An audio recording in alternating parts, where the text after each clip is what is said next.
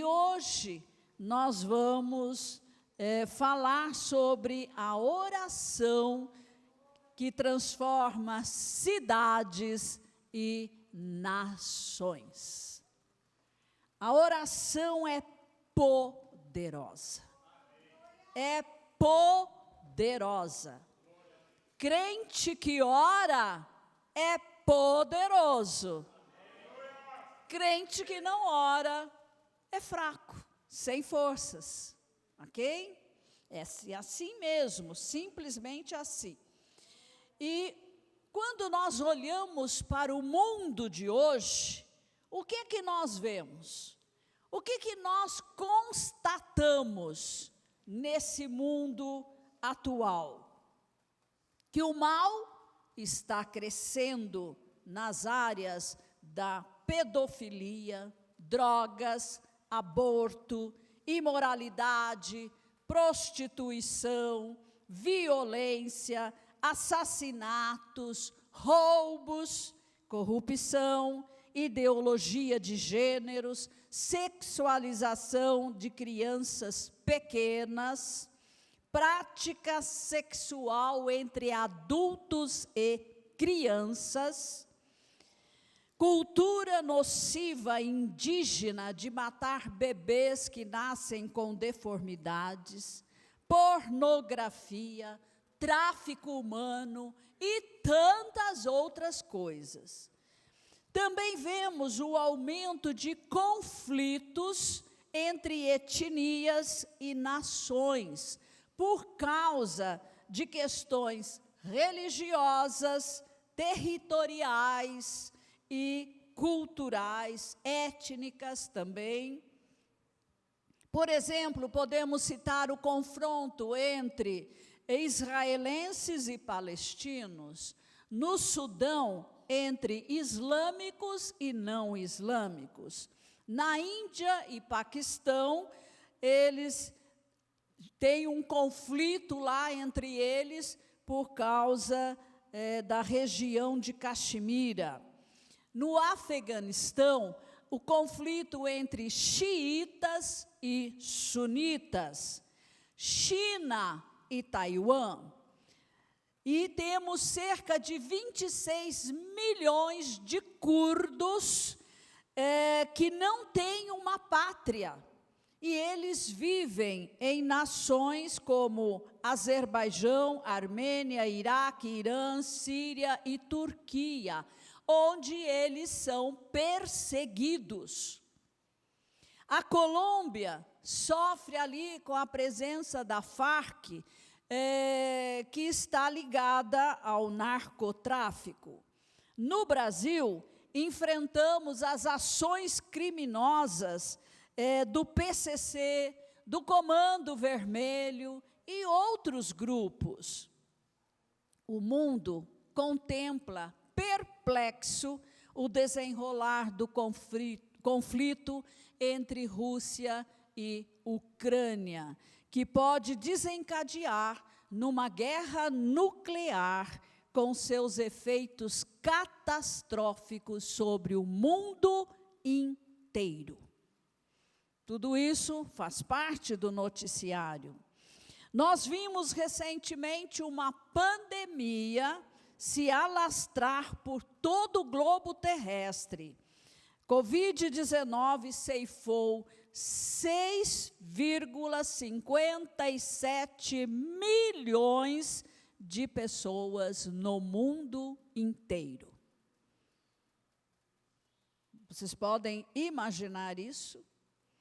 É notória a crise econômica nas nações por causa da pandemia e da política do fique em casa, a economia a gente vê depois. Essa crise econômica foi piorada pelo conflito entre Ucrânia e Rússia. A Europa, por conta dessa crise entre Ucrânia e Rússia, está agora debaixo de uma grande ameaça de falta de alimentos, de combustíveis e do gás russo. Vai ser o pior inverno da Europa, tá? O PIB do Brasil está crescendo mais que o PIB das nações de primeiro mundo, como a Alemanha, Canadá, Reino Unido, Itália, Japão, França e Estados Unidos. Enquanto a crise de alimentos ameaça o mundo, Deus tem abençoado o Brasil com safras recordes. Glórias.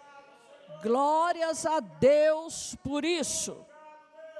Vemos o crescimento da intolerância contra os cristãos, aqueles que creem em Deus e em sua eterna e imutável palavra, a Bíblia Sagrada.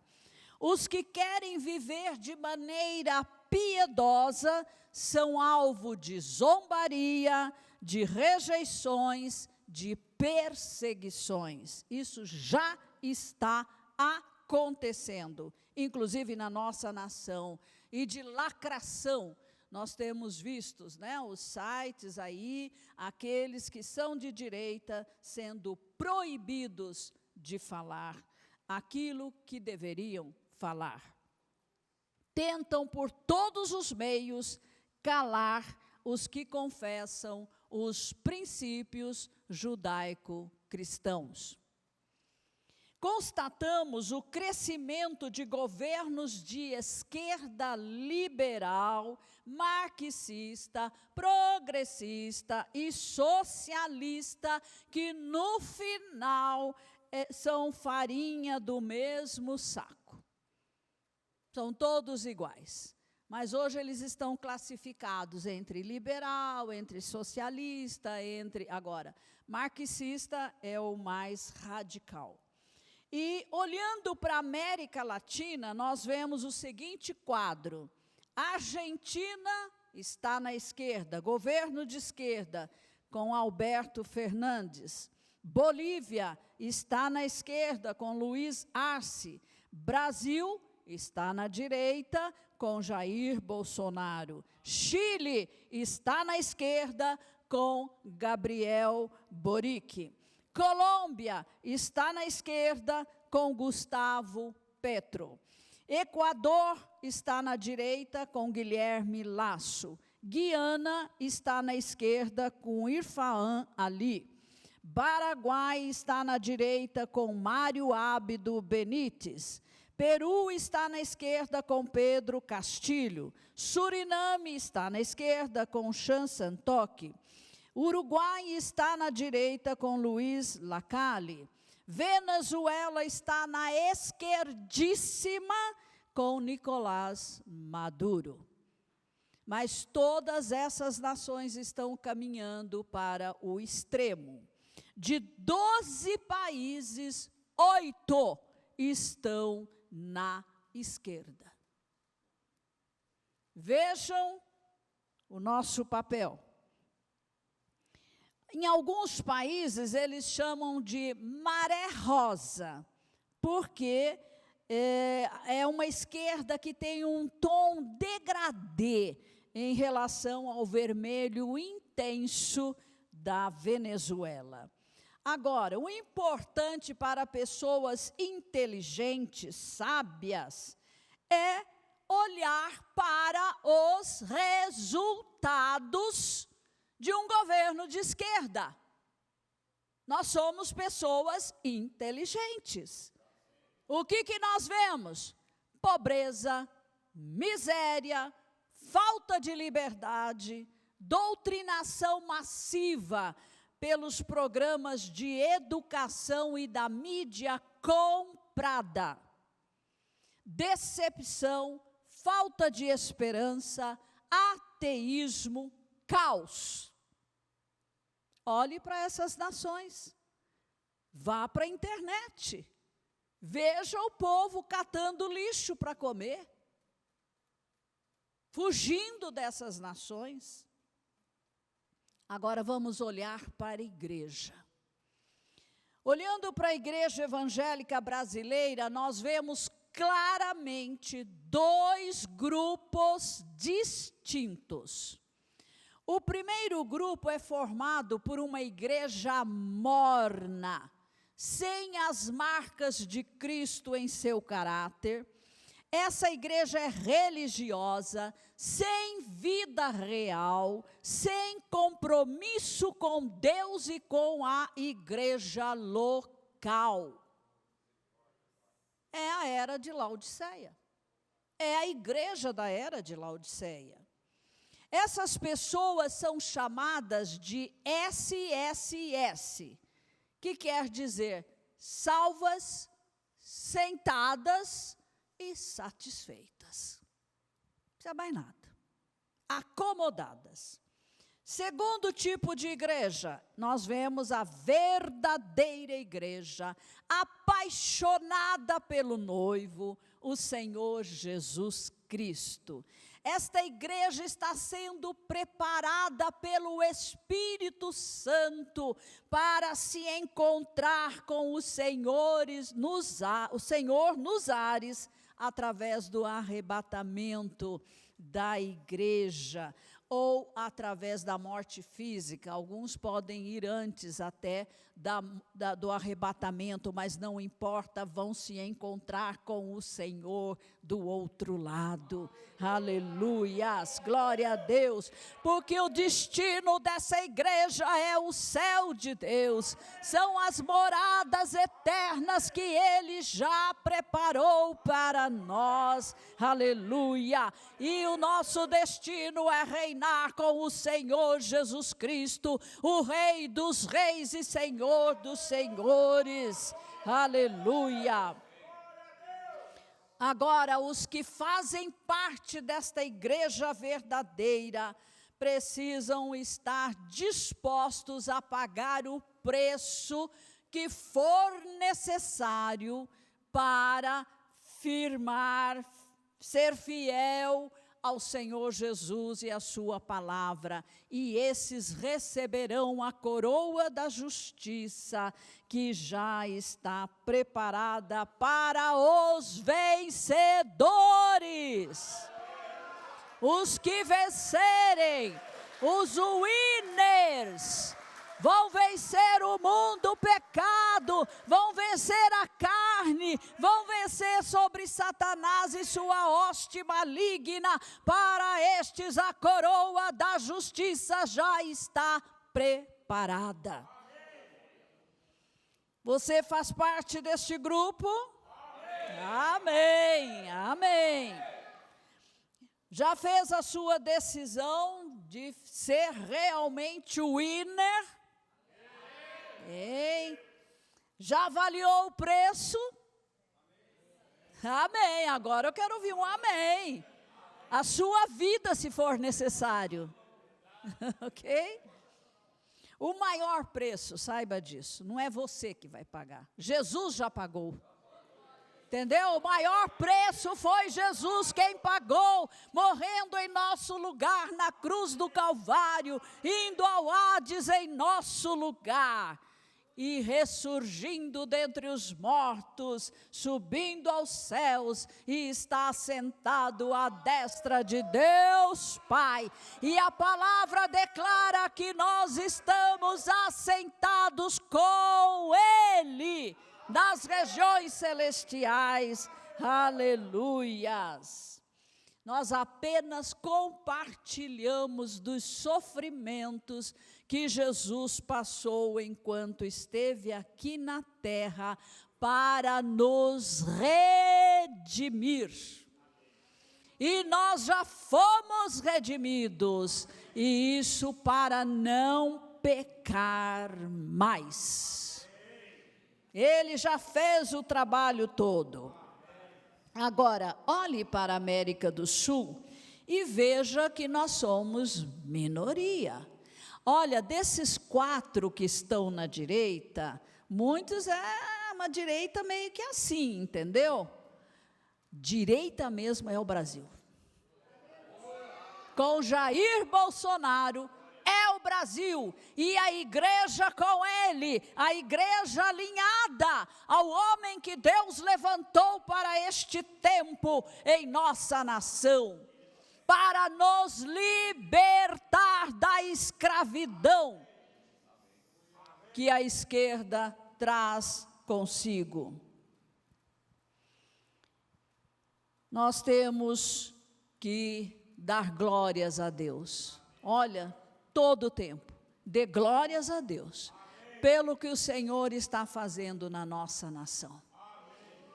É algo distinto de todas as outras nações da terra. É uma onda que está chegando. Entre nessa onda. Não fique de fora. Jesus Cristo já venceu Satanás, os demônios, principados, potestades, o pecado, a carne, o mundo. Ele venceu por nós. E nós vencemos porque somos o seu corpo aqui na terra. Cabeça e corpo tem que ser vitorioso. Não tem como cabeça ser vitorioso e o corpo derrotado. O corpo de Jesus, de maneira nenhuma. E Ele deu autoridade para nós usarmos o seu nome aqui na terra. É o nome de Jesus que vence o mundo, o pecado, a carne e os demônios e Satanás. Cristo já submeteu, já conquistou, já dominou e nós dominamos com Ele. Essa é a sua posição. Vencedor em Cristo. Não é na sua força, mas é no poder dEle. O poder da ressurreição. E que poder é esse? Vamos ler Efésios 1, 19 a 23. Para que saibam. Vamos ler junto? Mas não precisa ficar em pé não, se quiser pode ficar. Mas vamos ler juntos. Para que saibam qual é a suprema grandeza do seu poder sobre nós, os que cremos, segundo a eficácia da força do seu poder. Ele exerceu esse poder em Cristo, ressuscitando-o dentre os mortos e fazendo-o sentar-se à sua direita nas regiões celestiais, acima de todo principado, potestade, poder, domínio e de todo nome que se possa mencionar, não só no presente século, mas também no vindouro, e sujeitou todas as coisas debaixo dos pés de Cristo, e para ser o cabeça sobre todas as coisas, o deu à igreja, a qual é o seu corpo, a plenitude daquele que a tudo enche em todas as coisas. Está na Bíblia. É a palavra de Deus que afirma isso. Eu e você fazemos parte da igreja gloriosa dos últimos dias.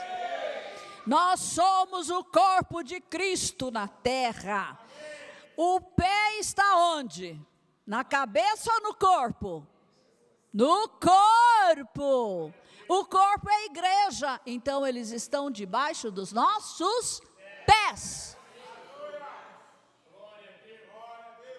A vitória de Jesus tornou-se a nossa vitória. A missão de Jesus tornou-se a nossa missão, porque nós somos os pés de Cristo aqui na terra. Nós estamos dando continuidade continuidade ao que Ele começou a fazer.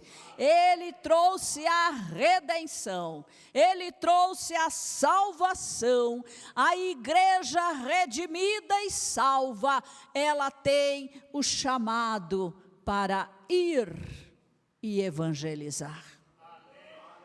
E noticiar o que Jesus já fez por nós e o que é nosso em Cristo Jesus. Aleluias. Por isso nós somos sal e luz na terra. Nós somos influencers. Nós somos servos de Deus aqui na terra.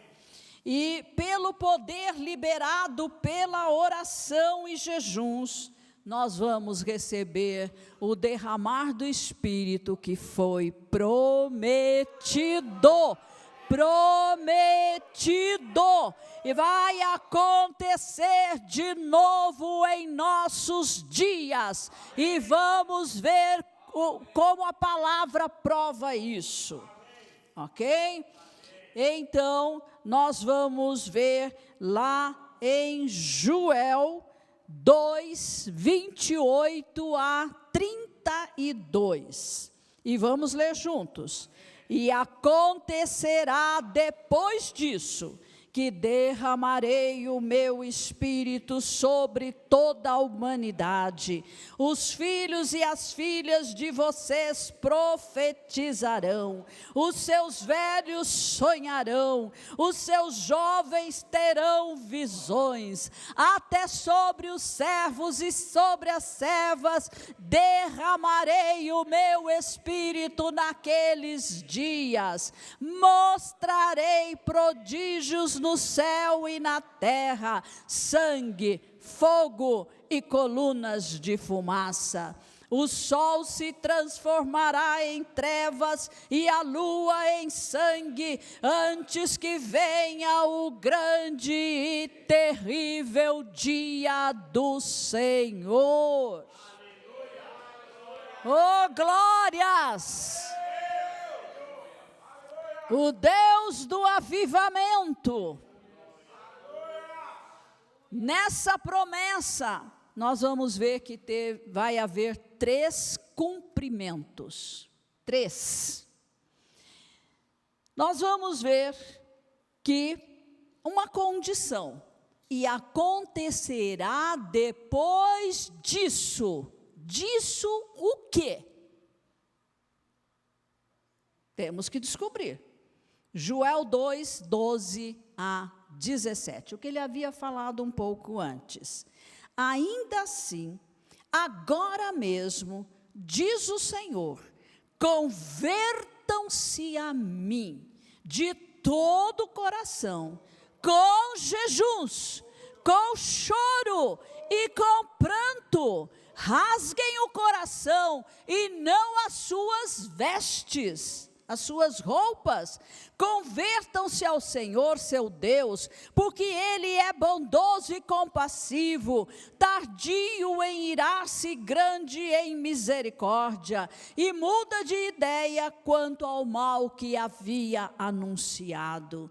Quem sabe se ele não se voltará e mudará de ideia, e ao passar, deixe uma bênção para que vocês possam trazer ofertas de cereais e libações ao Senhor, seu Deus? Toquem a trombeta em Sião. Tocar a trombeta é chamar a atenção. Santifiquem a congregação. Congreguem os anciãos, reúnam as crianças e os que mamam no peito, os bebês. Que o noivo saia do seu quarto e a noiva dos seus aposentos, não é tempo para lua de mel.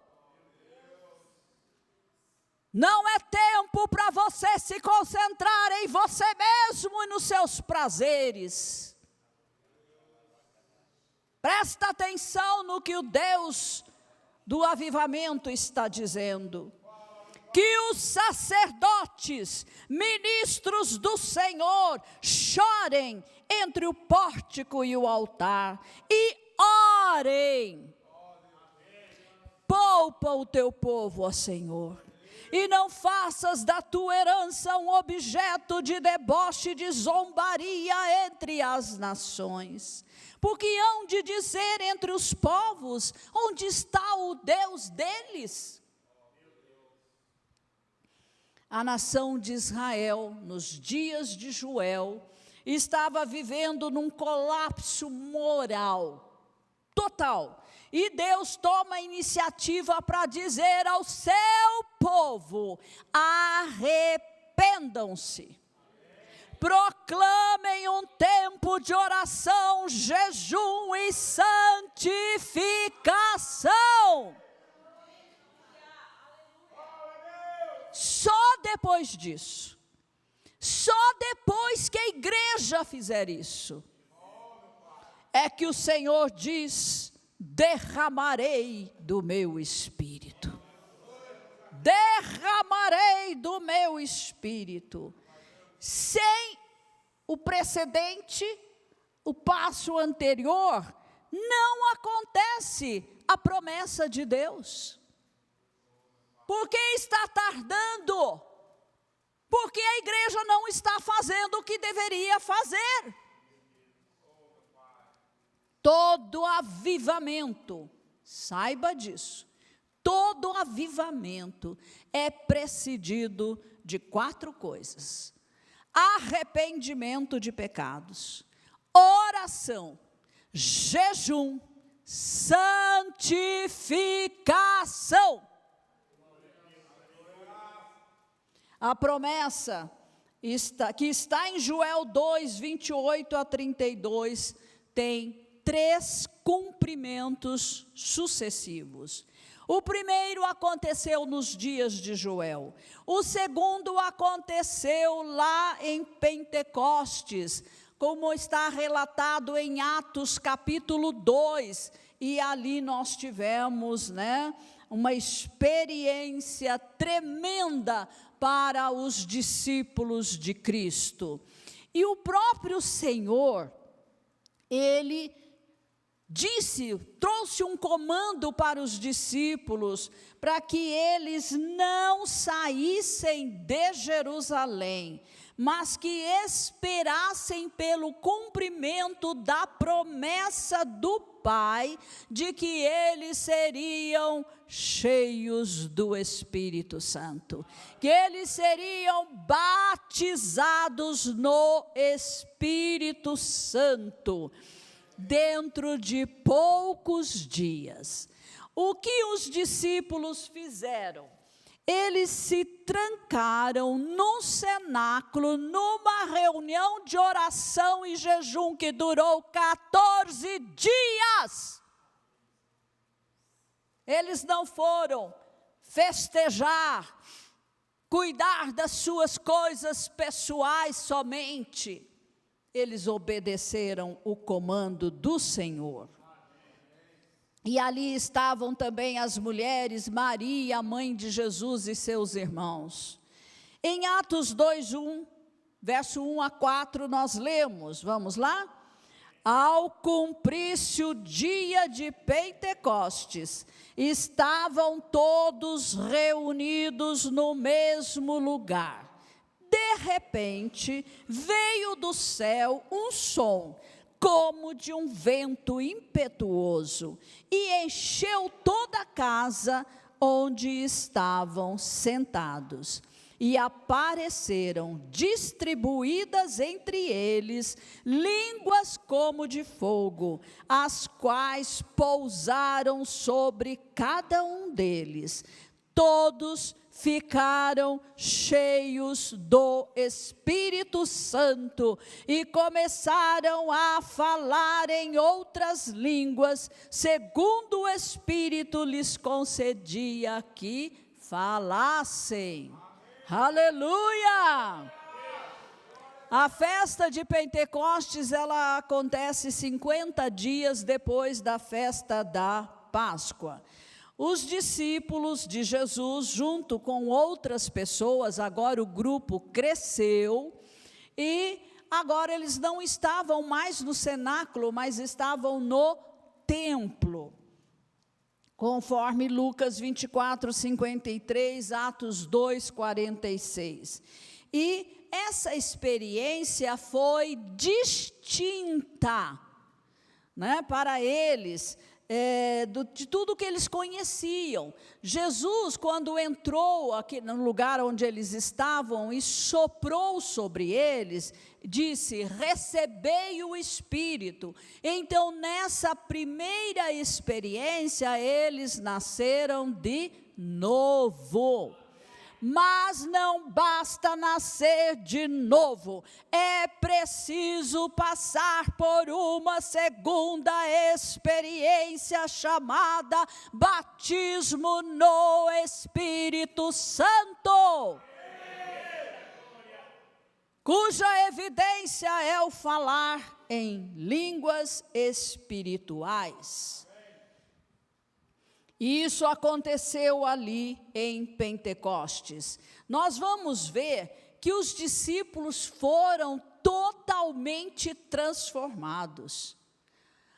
Pedro, que há pouco havia negado que conhecia Jesus, agora se levanta com ousadia e intrepidez, prega um sermão, fala a verdade, confronta os seus ouvintes que mataram Jesus.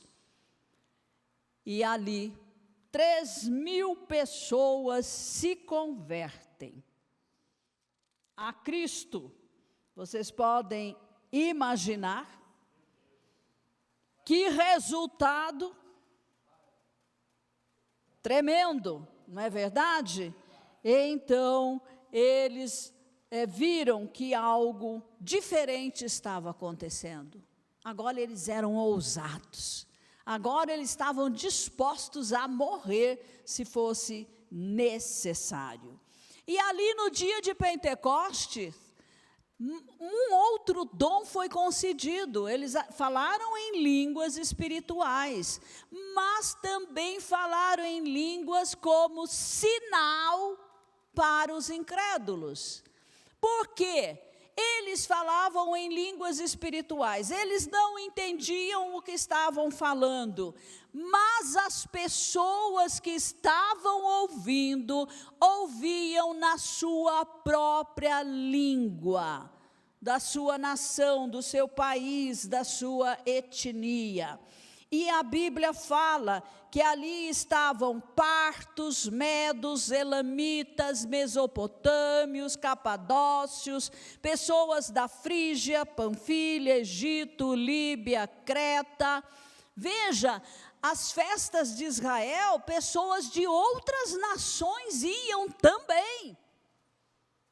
Já lá atrás, o primeiro acontecimento, porque no milênio as nações também subirão a Jerusalém para aprender com os judeus e com o Messias de Israel. Aleluias! Isso ainda vai acontecer. Então, qual a explicação para isso? Batismo no Espírito Santo.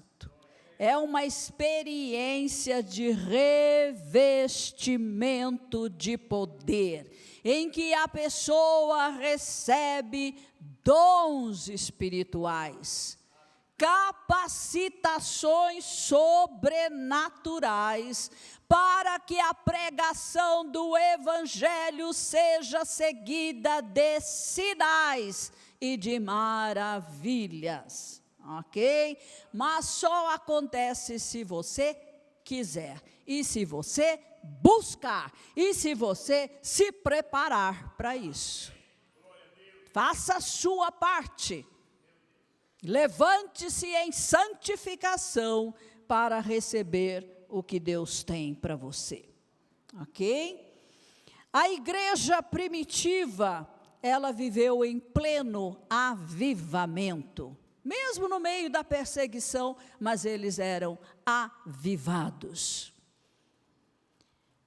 E depois desse registro de Atos 2, nós tivemos vários moveres do Espírito que foram pontuais em toda a terra. Eu vou citar rapidamente, tá? No ano 172, houve um movimento profético chamado os montanistas. 1727, através dos irmãos morávios.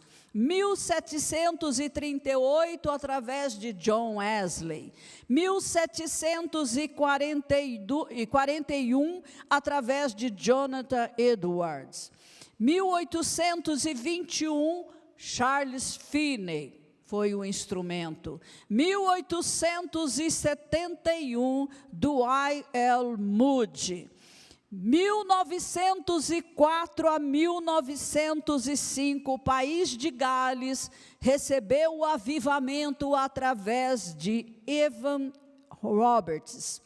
1906, houve o avivamento da Rua Azusa, em Los Angeles, Califórnia, Estados Unidos, através de William Seymour. Esse avivamento da Rua Azusa, ele pipocou para o resto do mundo e chegou ao Brasil através da Igreja Assembleia de Deus, ok?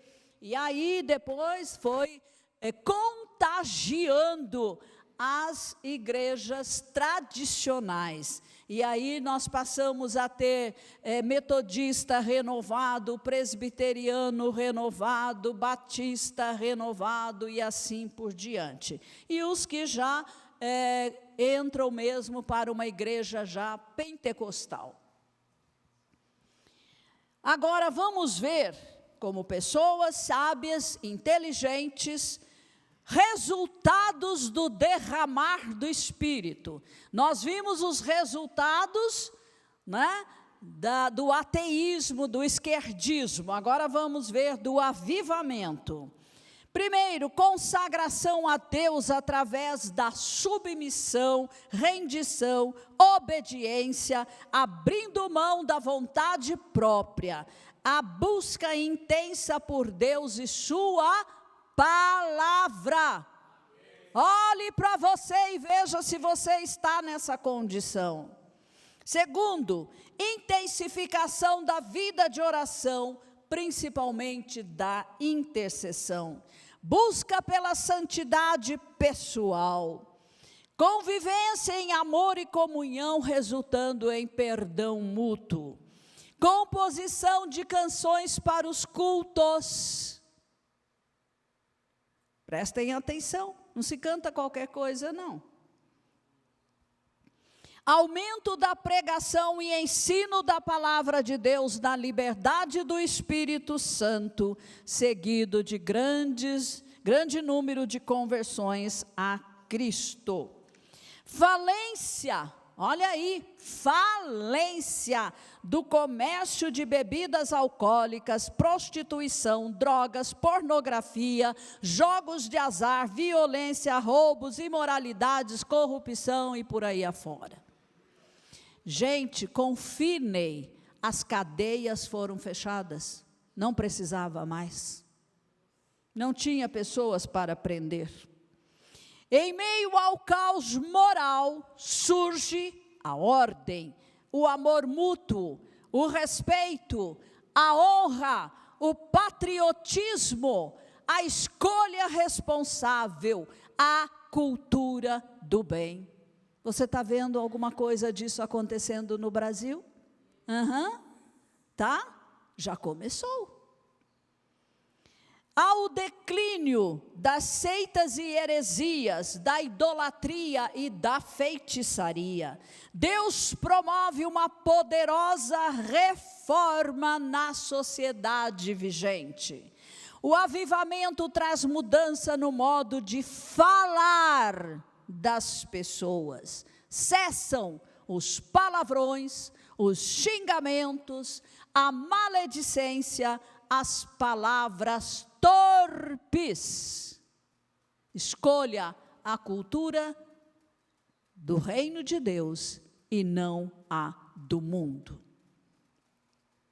As pessoas mudam a maneira de se vestir, de sensual para decente. Muda, vai mudando todas as áreas. A alegria da salvação e enchimento do Espírito Santo toma conta do povo de Deus. As reuniões são alegres. O povo está exultando pelo que Deus está fazendo no seu meio. Agora, houve preparo para a primeira vinda. Quero passar rapidamente por isso. Malaquias 3, 1 a 13, eu não vou ler, mas deve estar aí. Nós vemos Deus falando que Ele estava enviando um mensageiro para preparar a chegada do Messias de Israel. E isso se cumpriu em Marcos, capítulo 1, 4 a 5, quando aparece João Batista pregando arrependimento de pecados entre o povo e batizando-os no Rio Jordão. João Batista foi o preparador para a primeira vinda de Jesus Cristo aqui na terra. E não foi diferente. Oração, jejum, arrependimento, santificação.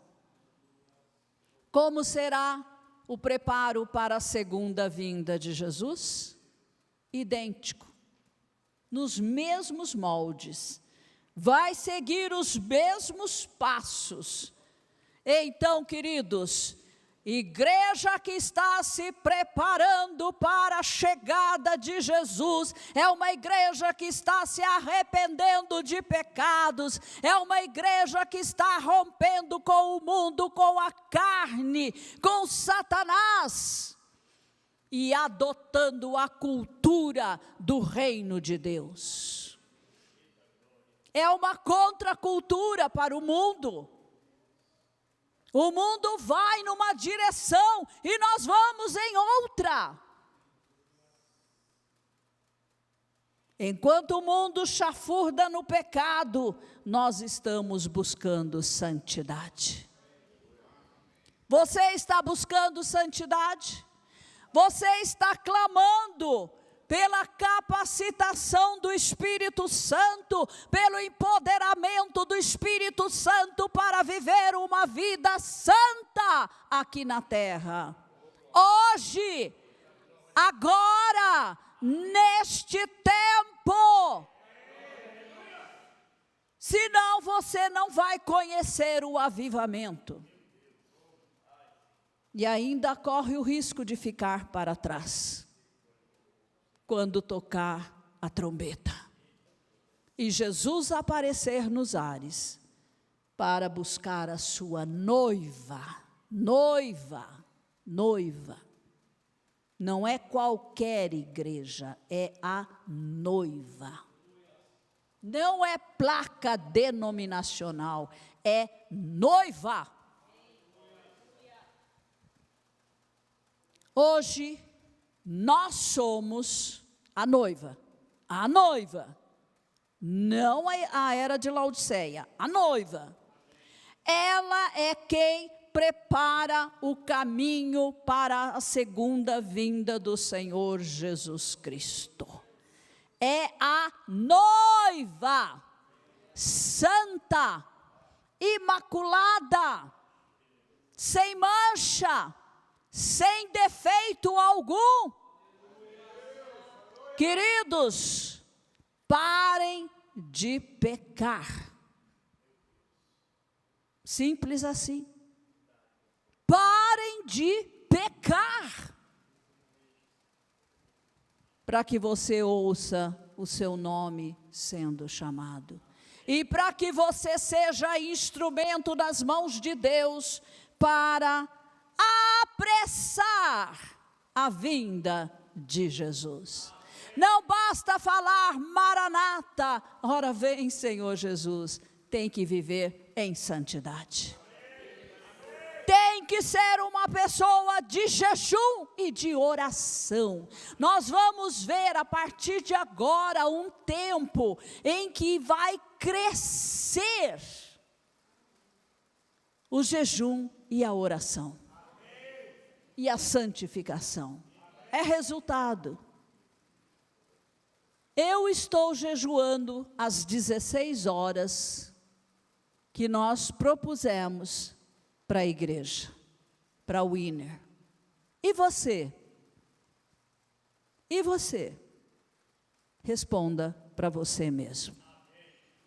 Se você entendeu, se você está compreendendo que tempo é esse, não será sem jejum e oração, irmãos.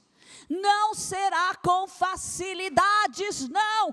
Abra mão de coisas que podem até ser lícitas, mas busque mais a Deus. Busque mais, tenha fome, tenha sede. Ande com aqueles que estão nesse patamar, para que você não seja contaminado pela frieza de outros. Seja sábio, escolha com quem você anda, perto de quem você gosta de ficar. São tempos difíceis, mas nós temos a promessa do Senhor. Nos últimos dias derramarei do meu Espírito. A primeira vinda foi precedida por oração, jejum, arrependimento, e a segunda não será diferente. Entende? Só tem duas igrejas na terra, a de Laodiceia e a verdadeira noiva. Não tem outra opção. Ou você está nessa, ou você está nessa. E é visível quem está lá e quem está aqui. É visível, é perceptível. Percebem, irmãos? É tempo de ouvir o toque da trombeta. Amém? Vamos ficar em pé. Eu convido o pastor Ney para orar e encerrar.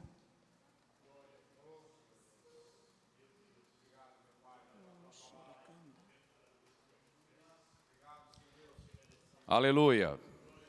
Glória a Deus.